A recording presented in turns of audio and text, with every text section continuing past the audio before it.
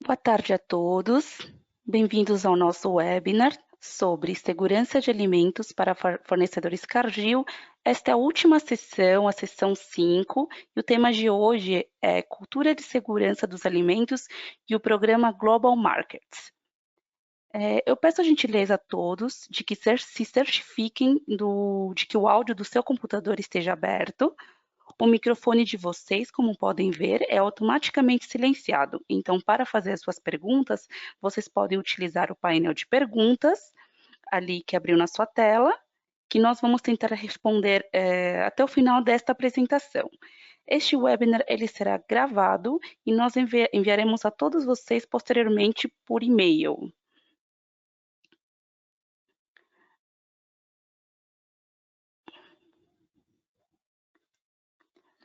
A apresentadora de hoje será a Juliana Erimura. A Juliana ela é responsável pelo desenvolvimento de negócios em certificações e programas de auditoria para os clientes da área de alimentos e bebidas, mestre e graduada em engenharia de alimentos pela Unicamp, Universidade Estadual de Campinas, com especialidade em higiene e legislação de alimentos. Ela tem MBA em gestão estratégica e econômica de negócios pela Fundação Getúlio Vargas e tem 24 anos de experiência como auditora líder e na coordenação de programas de sistemas de gestão da qualidade e segurança de alimentos e atuação em protocolos socioambientais. Membro de comitês de qualidade e segurança de alimentos, participando de eventos destas áreas em diversos países. Desde 2009, participa de todas as edições da Conferência Global de Segurança de Alimentos de FSI.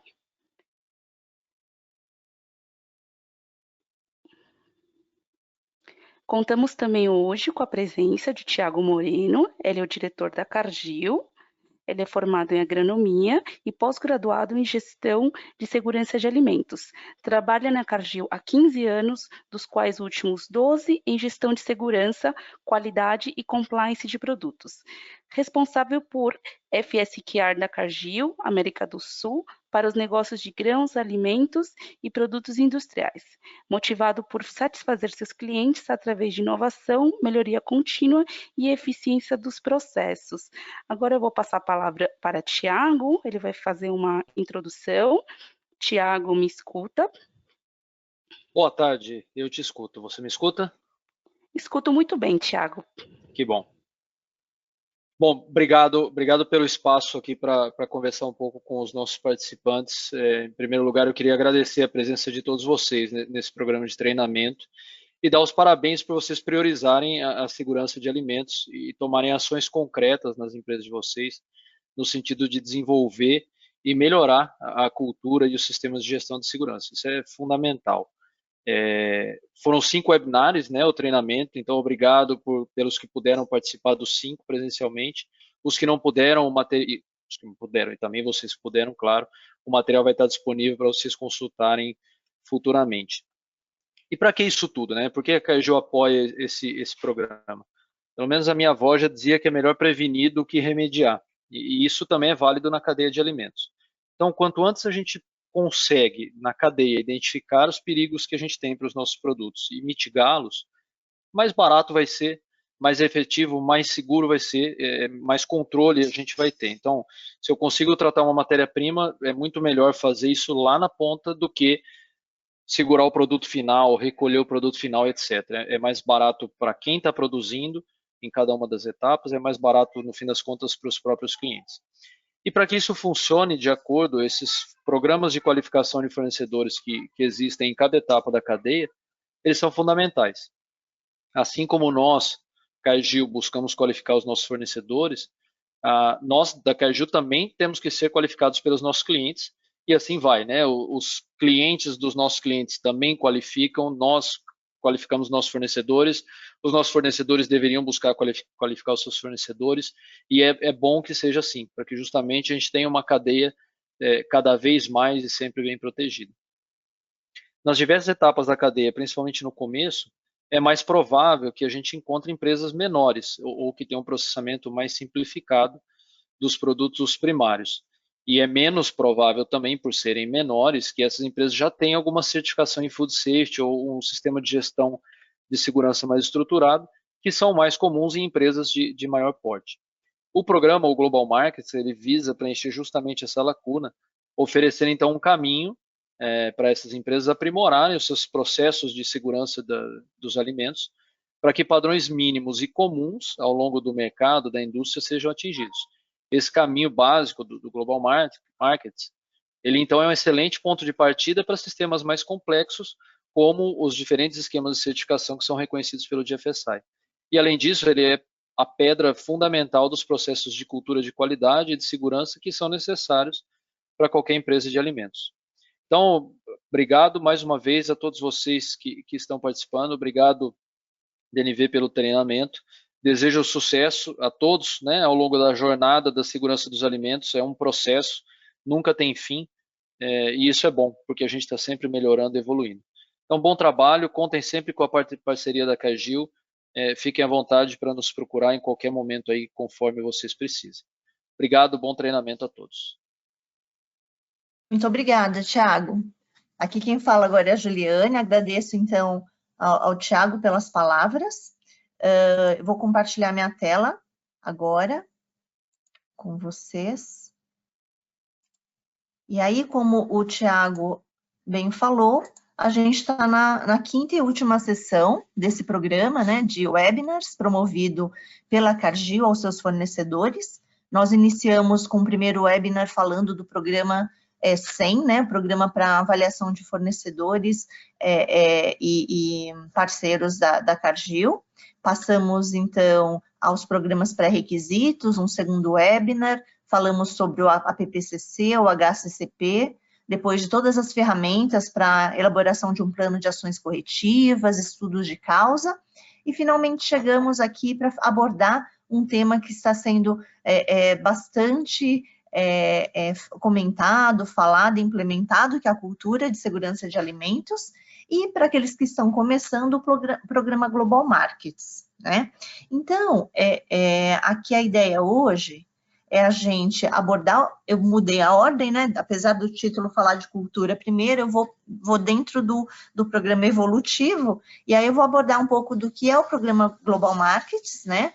Da GFSI, da Global Food Safety Initiative, abordar qual é a ferramenta de implementação, quais são os requisitos para o nível básico, intermediário, e depois a gente entra, então, na introdução à cultura de segurança de alimentos, contextualizando, falando quais as tendências que nós enxergamos dentro da GFSI, um pouco do que é cultura e os modelos de cultura de segurança de alimentos existentes. E aí a gente vai um pouco para as ferramentas de como fazer o diagnóstico e desenvolvimento da cultura, né? Falando um pouco da avaliação quantitativa, da avaliação qualitativa e, por fim, quais as ações para desenvolver a cultura.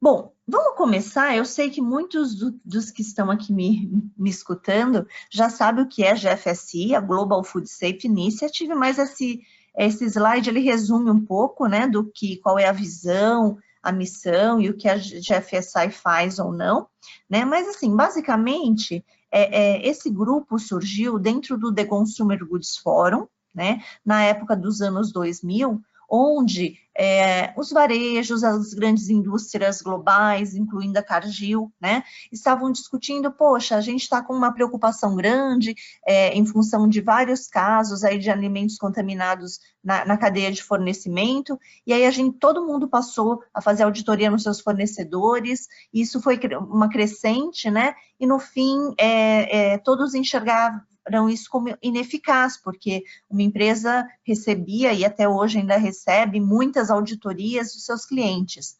Então, esse grupo de empresas se reuniu para consensar e estabelecer quais são os requisitos que são importantes para se avaliar, né, dentro da indústria de alimentos e que poderiam ser consensados, né, e requeridos dentro dos padrões existentes, né? Então, vamos reconhecer que uma vez atendendo a uma norma, essa norma seria também reconhecida pelos outros grandes players do mercado, e depois, assim, não só os grandes, né, mas toda a cadeia de fornecimento de alimentos. Então, a GFSI surgiu principalmente com essa iniciativa de criar convergência, né, de estabelecer padrões equivalentes e, por fim, né, gerar confiança nos consumidores, né, compartilhar melhores práticas em termos de segurança de alimentos em todo o mundo, principalmente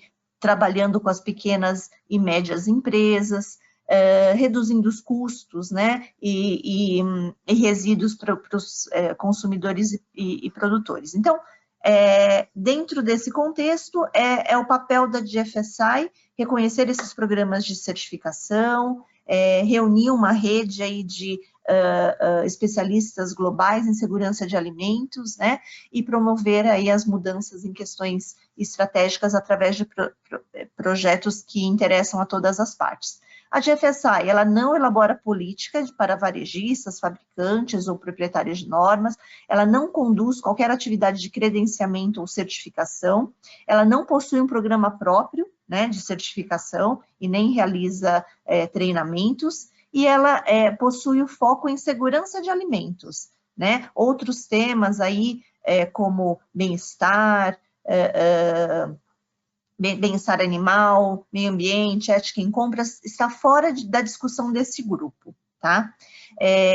Aqui eu vi que alguns termos, esse slide é da GFSI, né? Então, por solicitação da Cargill, a gente utilizou esses slides oficiais. Então, o termo segurança alimentar, né? Aqui ele está um pouco mais abrangente, como a gente vai abordar, e vamos falar especificamente de segurança dos alimentos. Então, voltando no conceito, né, segurança de alimentos é quando a gente pensa na sanidade dos alimentos, em se consumir algo que não vá fazer mal para a saúde do consumidor, e segurança de alimentar tem um foco um pouco mais abrangente, que é não só esse produto ser seguro, mas também em quantidades, né, e de forma acessível a todos no mundo. Então, talvez aqui nesse slide a GFSI está ampliando um pouco esse caráter em termos de acessibilidade do alimento também.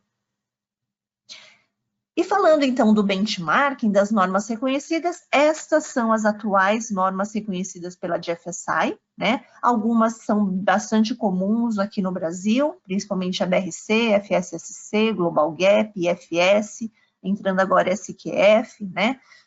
Outras normas, elas são comuns mais para outros países ou específicas para outros países, né? Mas essa é a relação de normas.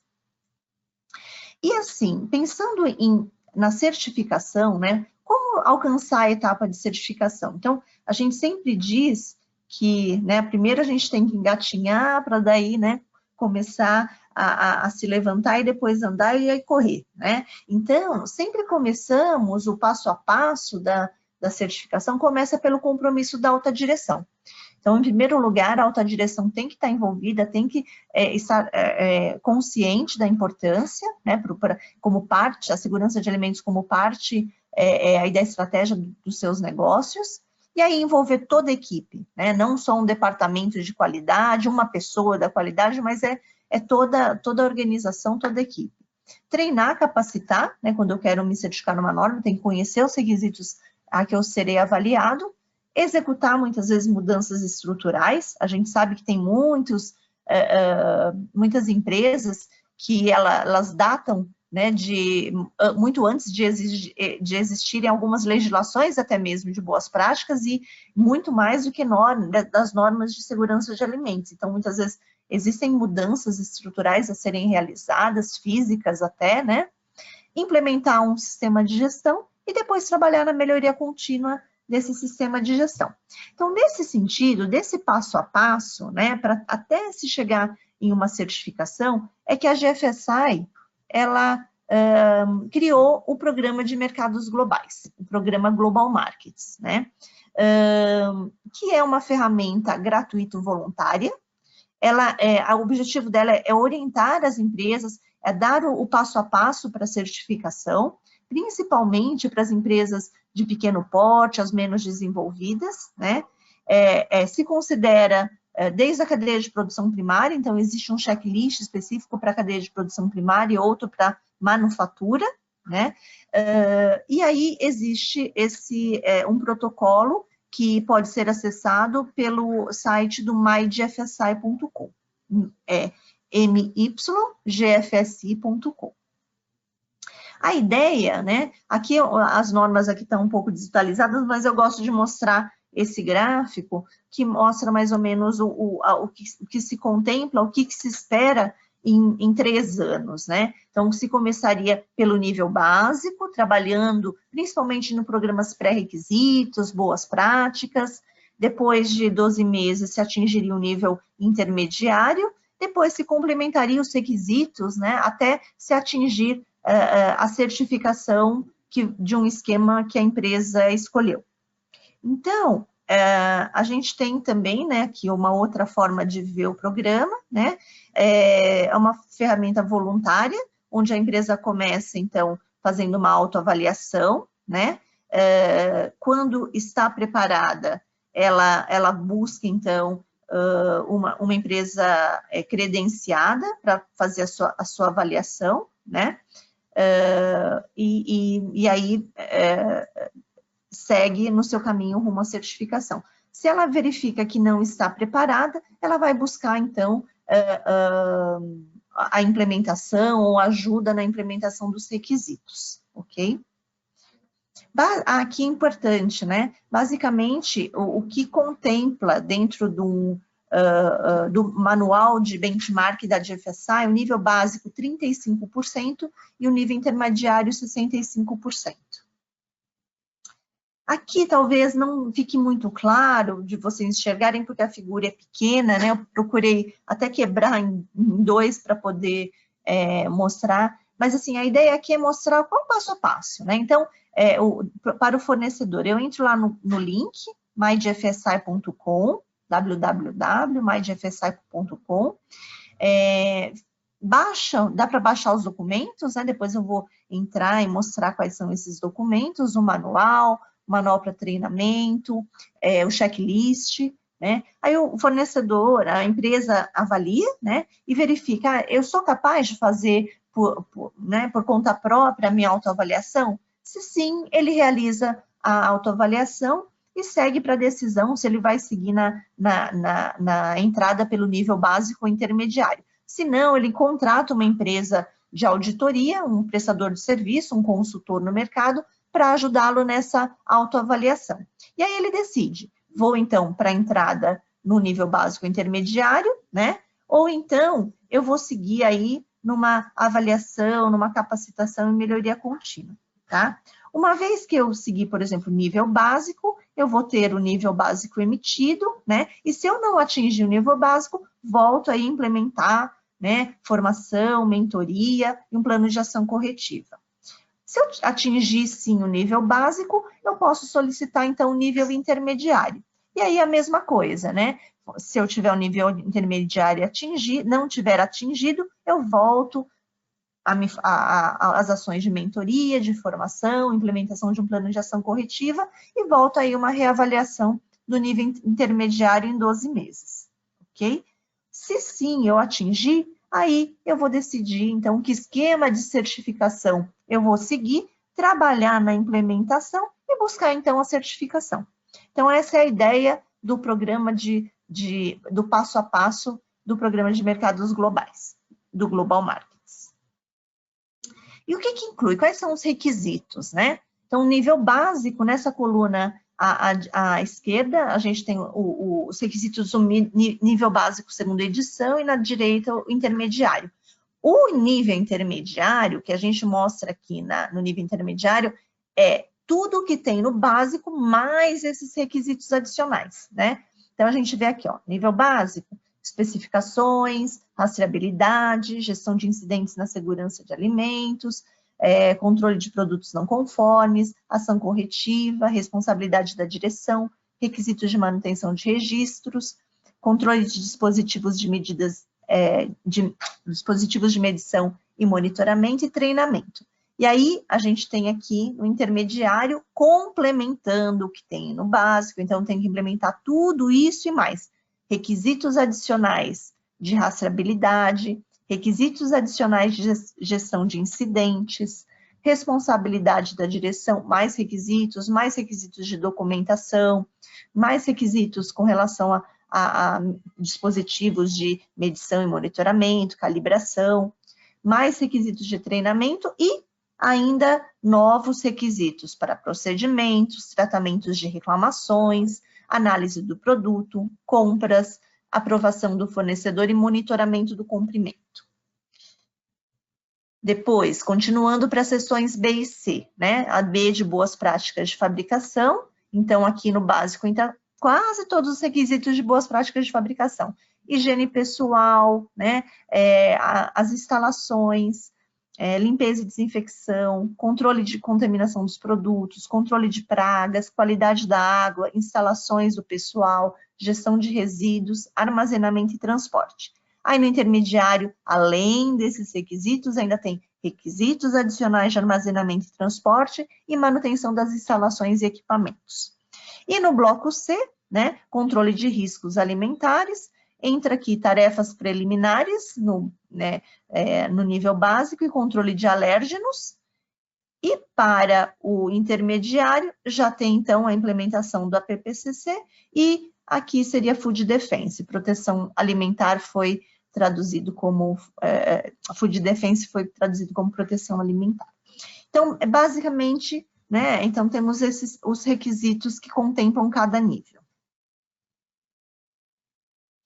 Esse aqui, então, quando vocês receberem a apresentação, aqui está o link, já tem esse material em português, né? Então, o protocolo, né, de fabricação e também tem um protocolo para a cadeia de produção primária, tem o marco de treinamento e competência e tem o checklist. Pode ser, né, pelo que eu vi, assim, da tradução, até vocês podem perceber aí, pelo que eu compartilhei com vocês, alguns termos ficam um pouco com português de Portugal, né, segurança de alimentos que a gente usa aqui, com segurança alimentar que eles utilizam lá. Mas, em geral, assim, a compreensão é bem fácil. Ok? Então, aqui está um caminho para as empresas aí que estão assistindo e trabalhando, né, rumo à certificação. O Programa de Mercados Globais é uma ótima ferramenta. Legal. Então, vamos falar agora de cultura, né? Então, a gente pensa, nossa, eu estou buscando um programa, uma certificação. Então, quando eu implementar a certificação, eu vou ter uma cultura de segurança de alimentos super evoluída, né? Eu vou estar muito bem resolvido com relação a esse tema. E não é bem assim, né? A gente ainda vê que mesmo empresas certificadas ainda possuem problemas com boas práticas, às vezes com programas pré-requisitos, né? E por quê, né? Muitos estudos apontam que a maioria dos incidentes que envolvem alimentos, a causa não é por falha no sistema de gestão. A maioria das vezes é por falha nas boas práticas, é por desvios de comportamentos, é por atitudes inadequadas, é pelo não cumprimento do que está estabelecido no sistema de gestão. E aí, então, a gente começou a entrar, né, avaliar, né, que não é só a parte técnica, técnica no sentido de ciência dos alimentos, né, que é necessária para a gente ter uma cultura elevada em segurança de alimentos, né? Daí se buscou entender mais a compreensão da cultura organizacional, do comportamento humano, a fim de controlar os riscos voltados à segurança de alimentos. Então, a gente está trabalhando hoje em dia com uma equipe multidisciplinar, né, entendendo que não são só os técnicos em alimentos que precisam participar dessa jornada, né, e entendendo um pouco mais de que modelos, atributos, níveis de maturidade a gente pode utilizar para entender um pouco mais a cultura da nossa organização. E assim, cultura alimentar aqui pelo mundo, né? Então, aqui ó, algumas imagens que às vezes choca, né? Você vê lá a pessoa comendo, né, na rua, com a mão, em condições de higiene inadequada, comendo morcego, né? Até existe aí a história, ou um mito, não sei, ou se é boato, né? De que o próprio corona venha desse hábito de comer morcego. Mas, assim, em grandes cidades, né? O carrinho de hot dog na rua, aqui no Brasil, né? Olhando também do nosso lado, a carne de sol, produção de farinha de mandioca. Esse trem aqui é um mercado em Bangkok, onde a linha do trem passa em cima, né? Das mercadorias, praticamente. Então, essa é a visão, né? Existem diferentes culturas, né? Ninguém aqui que está nessa foto acha que está comendo ou está algo inseguro, né? E é por isso, né, que a gente precisa respeitar, entender essas diferenças, e quando a gente trabalha com empresas, e muitas vezes globais, né? Como tratar todas essas diferenças dentro de uma organização que quer um padrão, que quer aquela padronização e quer a segurança de alimentos no mais alto nível, né? Então, é por aí que a gente começa falando, né, de cultura. E cultura, né, o que é cultura? Cultura é o jeito que a gente faz as coisas aqui, né? São as crenças, os comportamentos, os valores, as regras que sustentam uma sociedade. Não existe nem pior, nem melhor, é apenas como as coisas acontecem, né?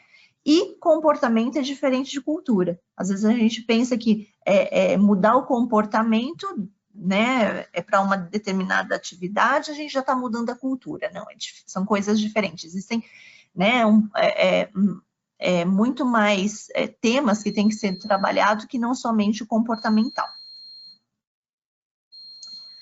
E é aquele modelo do iceberg, né? Que aqui em cima é o comportamento, aquilo que a gente consegue enxergar, são os processos, os procedimentos, é aquilo que, por exemplo, numa auditoria a gente enxerga, né? E o que está por debaixo, né, são os valores, as crenças, os porquês. Por que eu faço do jeito que eu faço, né? O que me motiva ou não me motiva a mudar, ou fazer corretamente quando ninguém está olhando, né? É o que está aqui por baixo. É o que a gente fala desse modelo do iceberg quando a gente fala de cultura, que a gente tem que enxergar também o que está por debaixo. E a DNV, a gente utiliza esse modelo ABC, né? Que é os antecedentes, o comportamento e as consequências, né? Que todo comportamento, ele tem uma motivação, tem um antecedente, que pode ser cognitivo, social, psicológico, fisiológico, né? E para todo comportamento existe uma consequência. Então, um exemplo. Os colaboradores na minha empresa não lavam corretamente as mãos. Isso é um comportamento. Eu sei que eles não higienizam corretamente as mãos. Por quê? Poxa, mas eu já treinei, eu coloquei todo mundo em sala de aula, eu expliquei que tem bactéria, que precisa passar sabão, mas pode ser, né, que a forma cognitiva do aprendizado não é colocar na sala de aula, né, é ir lá, ensinar, aprender, reforçar, né. Então, o modo de aprendizado diferencia-se de pessoa a pessoa, né, a gente tem que entender que talvez a instrução não foi dada de uma forma que as pessoas entendessem. Pode ter um aspecto social, né? Por exemplo, uma empresa que foi construída numa área rural, contratou trabalhadores que anteriormente tinham uma atividade rural e que lavar a mão, ir ao banheiro, não era algo que no campo, né? Ele tinha acesso fácil ao banheiro, que ele não tinha o hábito de fazer, né? Então, é toda uma sociedade,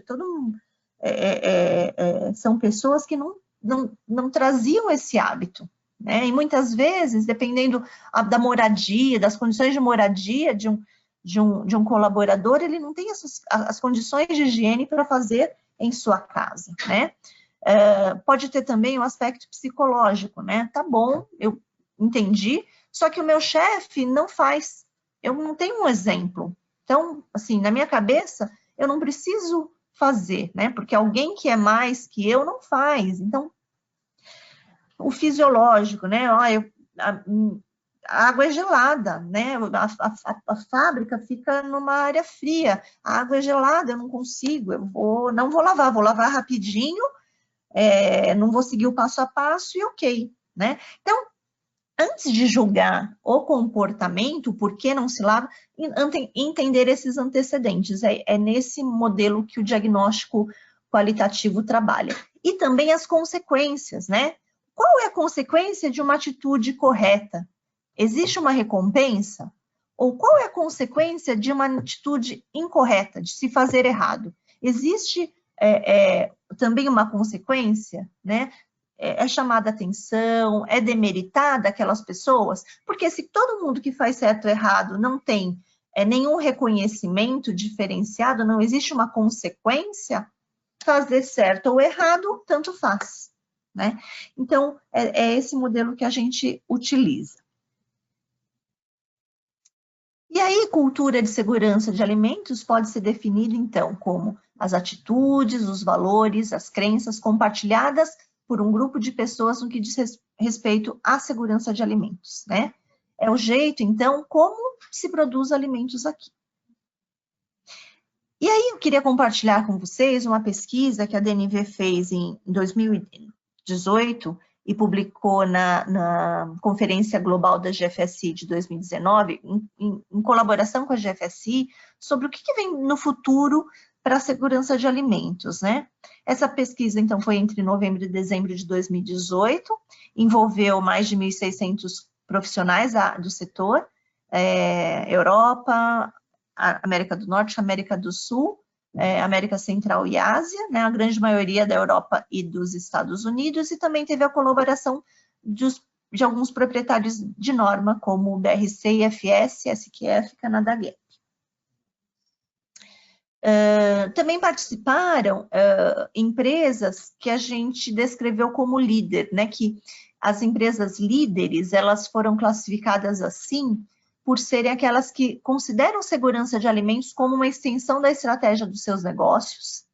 Elas se definem atualmente como liderando a gestão de segurança de alimentos e ela investirá igual ou mais em segurança de alimentos nos próximos 3 anos. Então, 15% do total de participantes são empresas líderes, tá? A grande maioria das empresas, ela tem até 100 colaboradores, né? E depois até 500, então, abaixo de 500 foi a grande maioria das empresas respondentes, e também do setor de fabricação. Em segundo lugar, da cadeia de produção primária e depois do setor de embalagens. E uma das perguntas, né, foi uma pesquisa bem abrangente, depois quem tiver interesse a gente compartilha a pesquisa completa, mas uma das perguntas foi: quais são os principais riscos associados à segurança de alimentos? Riscos operacionais apareceu em primeiro lugar, e assim, surpreendentemente, a falta de cultura em segurança de alimentos apareceu em segundo lugar, antes até do compliance e de fraude, né? Então, a gente já vê que o tema de cultura em segurança de alimentos já está sendo, né, bem, aparecendo bastante dentro das organizações. E quando a gente perguntou quais as ações para mitigar os riscos à segurança de alimentos, né, a cultura também apareceu aqui entre as 4 ações, né, depois de ter um sistema de HACCP implementado, ter procedimentos que asseguram a segurança de alimentos desde o projeto e ter um sistema de gestão em operação. Para as empresas líder, a cultura também apareceu em segundo lugar dentre as ações, né, que as empresas podem adotar para mitigar os riscos, né? Então, como a gente vê, né, é um tema da atualidade, poucas empresas já estão trabalhando, né, com isso, mas que a GFSI também esse ano, na revisão do manual de benchmarking, incluiu cultura de segurança de alimentos como um dos requisitos para atendimento de uma das sessões, que é a seção 2, Sistema de Gestão de Segurança de Alimentos. O que esse requisito prescreve? A alta direção deve estabelecer, implementar, manter e melhorar continuamente o seu sistema de gestão de segurança de alimentos. Isso deve incluir elementos da cultura de segurança de alimentos, incluindo, no mínimo, comunicação, treinamento, feedback dos colaboradores, avaliação de desempenho das atividades relacionadas à segurança de alimentos, né? Então, o que quer dizer com isso? Todas as normas que estão dentro do benchmarking da GFSA e da GFSI, elas também incluíram como requisito, né, do seu sistema de gestão, a inclusão do tema de cultura de segurança de alimentos. Então, um ponto aí de luzinha para todas as organizações, principalmente aquelas que já estão certificadas, né, pensarem a respeito. Então, aqui, ó, um pouco também do que foi já abordado nas conferências da GFSI. Esse ano, gente, ano passado, 2019, eu estou perdida, porque o ano 2020 não valeu, né, pra gente. O Frank Anas, na sua apresentação, ele fez um histórico de como surgiu, né, o tema de cultura e como isso vem evoluindo. Então, a gente vê que o tema começou a ser discutido nos anos 2000, né? Em 2009, o Frank Anas publicou seu primeiro livro falando de cultura em segurança de alimentos, e aí, a partir de 2010 para frente, aqui começou a surgir mais publicações, né? Então, lá no Reino Unido, a agência de vigilância local publicou, né, dentro do exame, algumas questões com foco em cultura. Depois, em 2011, a gente teve a Conferência Global da GFSI com o tema de cultura, né? Então, era criando a cultura de segurança de alimentos global.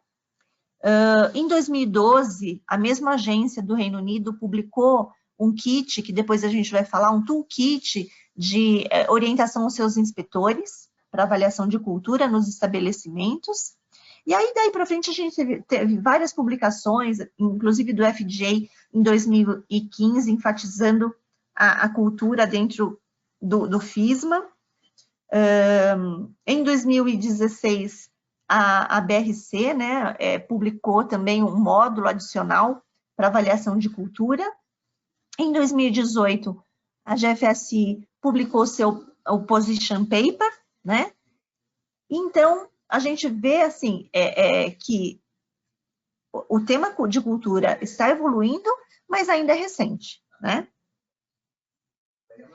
E aí, né, nesse comparativo entre o que é um sistema tradicional de segurança de alimentos e um sistema baseado em cultura, a gente vê que um sistema baseado em comportamento, né, que busca a criação da cultura, a gente vê que temos que focar não só em processo, mas em processos e pessoas, né? Quando a gente fala de cultura, a gente tem que falar não só de ciência de alimentos, mas também de ciência do comportamento, cultura organizacional. A gente entende que mudança de comportamento é complexo, né? Que não é uma simples pensamento de causa e efeito, né? É um pensamento sistêmico, né? E que a gente tem que pensar não em criar um programa de segurança, mas sim de criar cultura. Um outro pensamento que eu gosto de compartilhar com vocês é da palestra do professor Robert Gravani, da Conferência Global da GFSI de 2018. Ele comparou diversos modelos de cultura, né? E até pelos modelos ou pelas datas aqui, a gente vê o quão recente é isso, né? E ele nos concluiu, né, que a cultura tem diferente significado, né, entre as organizações, ainda muita discussão e pouco entendimento, existem diversos modelos e definições, não tem um modelo que sirva para todo mundo, né, e que se pergunta muito, né, quais são os componentes da cultura e como medir o sucesso. E ele concluiu quais são as similaridades entre os modelos. Quando a gente fala de cultura, é difícil avaliar cultura, né? Então, a gente costuma quebrar a cultura em pedacinhos, que nós chamamos de dimensões ou atributos. E dentre esses pedacinhos, os temas envolvidos incluem comprometimento da direção, missão e valores, sistema de pessoas, comunicação e consistência, adaptabilidade, né? Aprendizado e reforço de comportamento, aquilo que a gente falou, né? Das consequências do comportamento. Incentivos, premiação, reconhecimento, feedback positivo e negativo, compartilhar melhores práticas e celebrar o sucesso. E depois entender como medir, né? Como mensurar. E é o que a gente vai falar em seguida, né? Como realizar pesquisas de autoavaliação, como observar os comportamentos, realizar entrevistas e realmente medir o desempenho. Esse aqui é o modelo da GFSI, que inclui 5 atributos, né? Então, aqueles pedacinhos que nós falamos, aqui a GFSI, ela quebrou em 5, que são visão e missão, pessoas, consistência, adaptabilidade e percepção de perigos e riscos.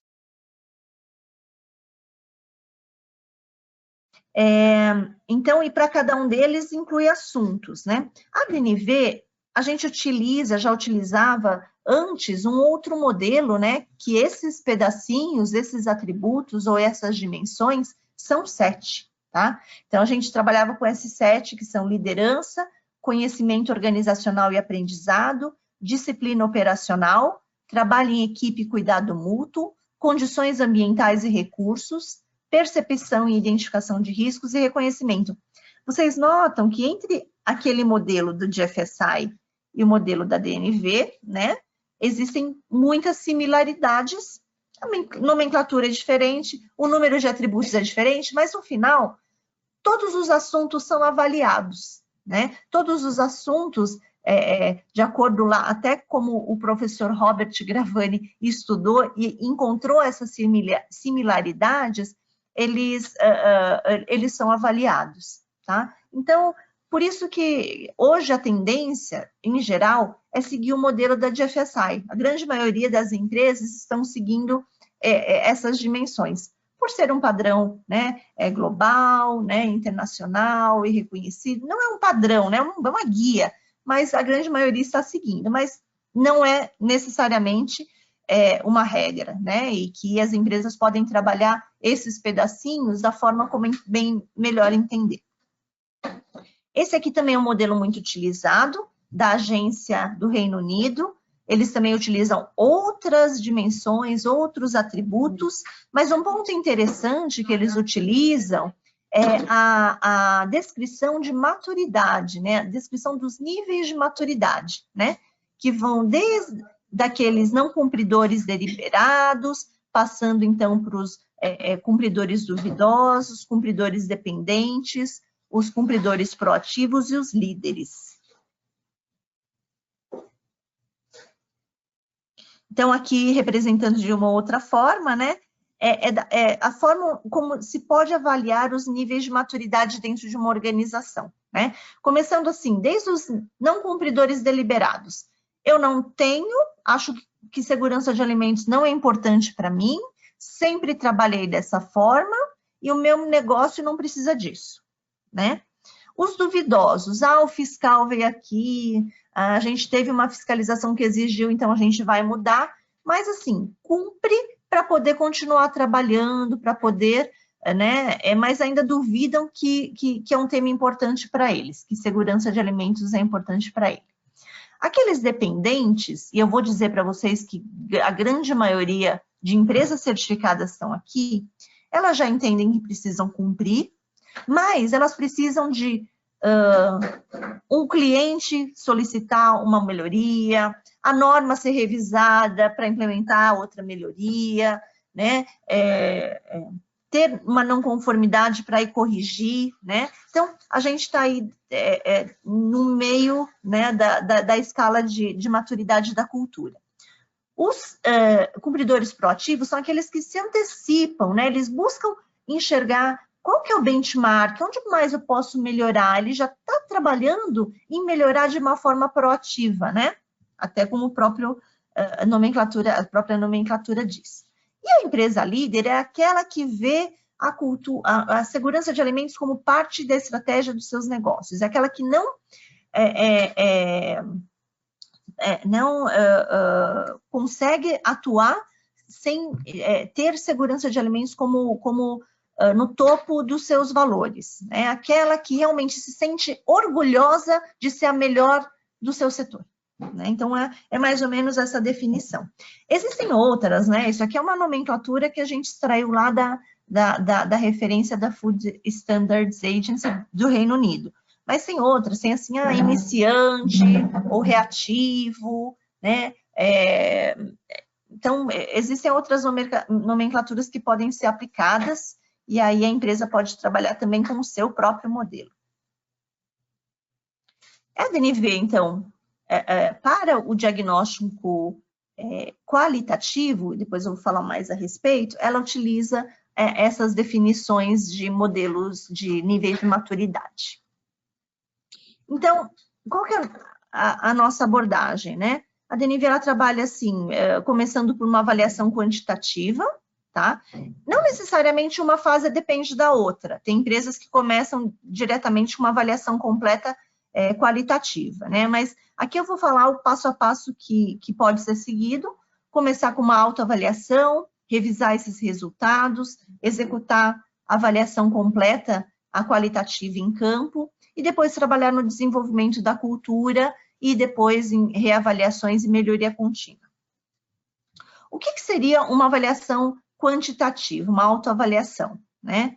Atualmente, a gente tem uma ferramenta para executar essa autoavaliação online. As empresas podem executar também o questionário manual, preencher o papel, né? Antigamente a gente fazia isso, mas hoje está sendo muito mais rápido, eficiente e barato realizar de forma online. A ideia, então, é fornecer uma visão geral, né, de alto nível da cultura, né, uma visão rápida do nível de maturidade atual. A gente não classifica, né, com o quantitativo, não é possível classificar a empresa dentro daqueles níveis, mas já dá uma visão geral para um trabalho, uma linha base para trabalho de ações de melhoria, né? A gente pode comparar plantas, comparar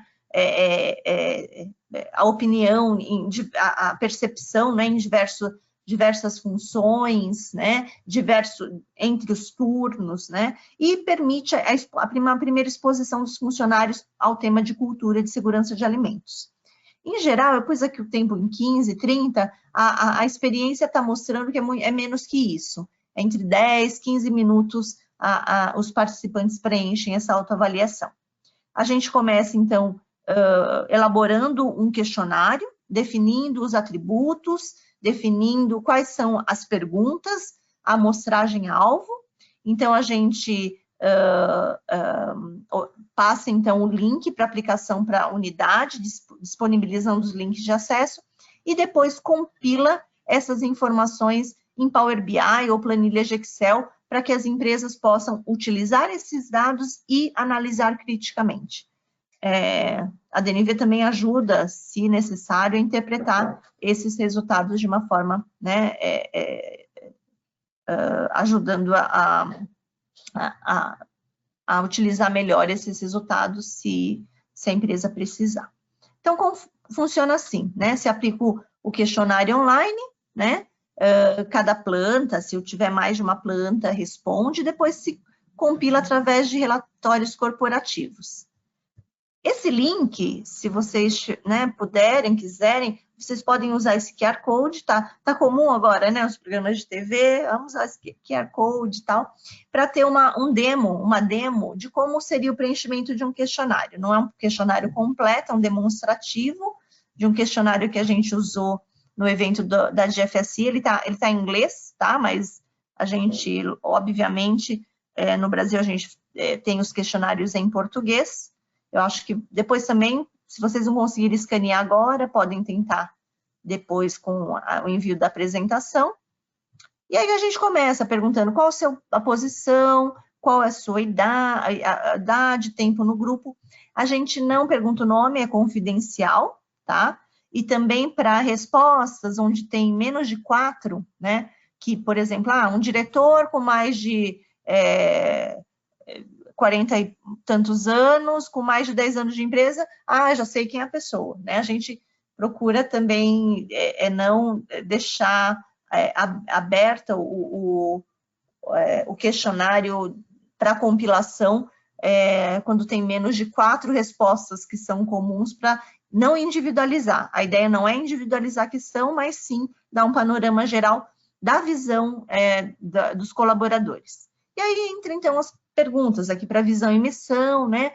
Segurança de alimentos é uma preocupação real para a minha empresa? E aí as pessoas respondem o quanto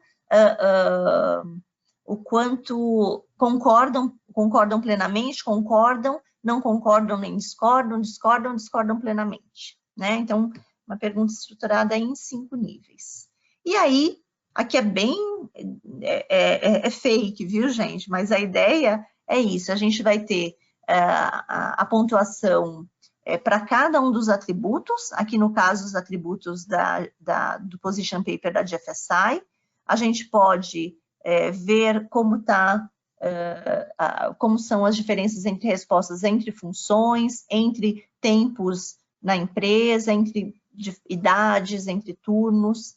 Aqui a gente pode ter um panorama de perguntas a perguntas, né? E depois ter também um panorama aqui filtrar por função, aqui eu estou filtrando só os coordenadores, supervisores e líderes. Aqui eu estou filtrando por tempo de trabalho em empresa, né? Então, existem várias possibilidades, e é muito interessante as conclusões que a gente pode extrair dessa pesquisa.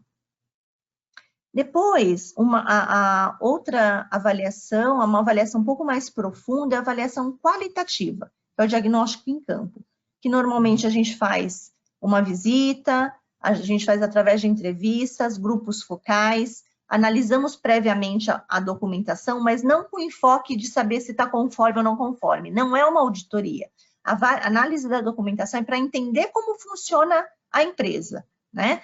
E aí isso é realizado entre 2 e 3 dias, com 2 profissionais, um com foco em comportamento e cultura, outro em segurança de alimentos, e aí sim, através, né, extraindo desses grupos focais os porquês, entendendo os antecedentes, né, entendendo também como a política de consequência da organização, a gente consegue ter um diagnóstico do nível de maturidade da organização, né, entregando então um relatório, abordando para cada atributo qual é o nível de maturidade, né, esclarecendo quais são os principais pontos positivos para cada atributo e quais são os pontos negativos de cada atributo, né, e ao final tendo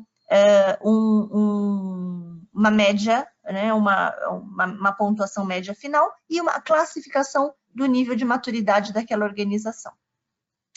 Tendo isso em mãos, né, o meu tempo também já está acabando, a gente vai trabalhar no desenvolvimento da cultura. Mas a gente pode fazer um plano de ação, como numa auditoria? Não, é diferente, né? Não tem como, em cima desse ponto negativo, eu trabalho num plano de ação e eu vou fazer essa ação.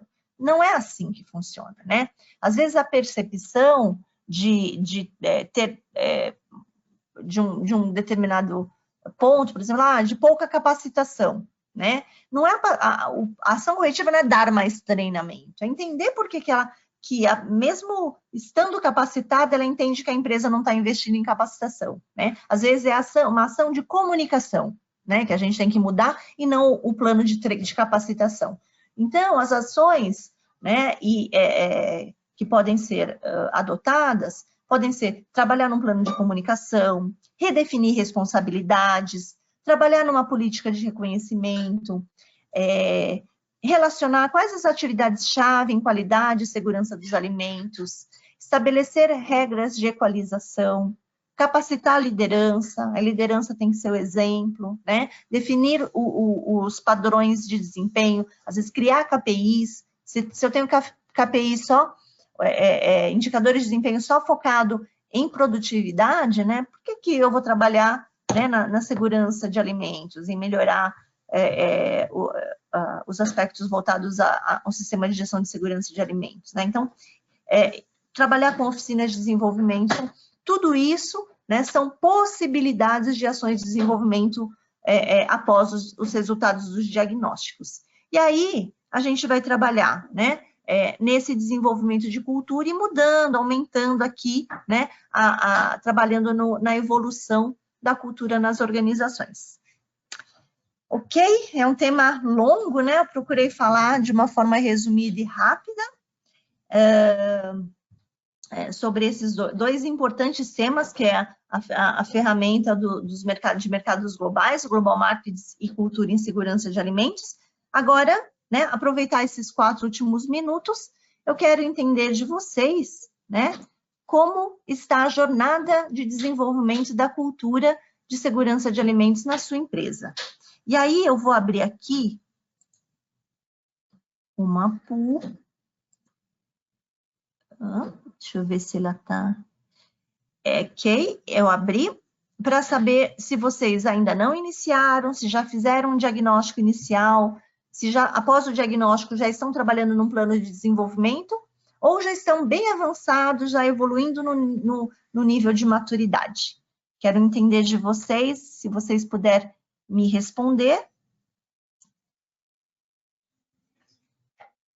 E aí eu vou dar mais 20 segundinhos. –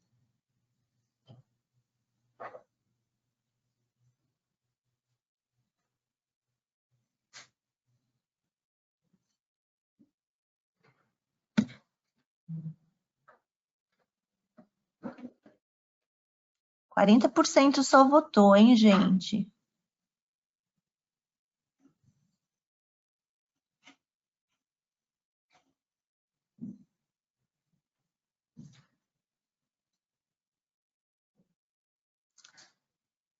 Ok, 55%. Vou esperar mais algumas pessoas. Ok, 63%.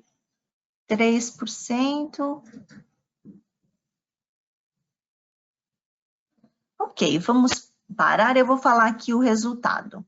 A gente teve 23% que ainda não iniciou, que é normal, né? Que assim, como eu disse para vocês, não é um tema que está super desenvolvido. 35% já fez um diagnóstico inicial. 15% após esse diagnóstico já está trabalhando num plano de desenvolvimento. E 27% já está bem avançado, evoluindo no nível de maturidade. Ah, muito bom.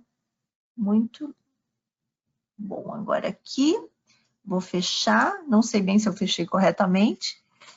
E aí, com isso, a gente encerra o nosso último webinar, né? Mas eu ainda tenho um tempinho para algumas questões. Deixa eu abrir aqui o chat, tentar ver se eu consigo enxergar as questões, para ver se a gente... Eu acho que a gente não tem questões, ou é que a Leslie não... Ela está com problema na conexão, o meu suporte aqui, e eu não estou conseguindo ampliar. Bom, gente, acho que eu estou com um problema técnico aqui.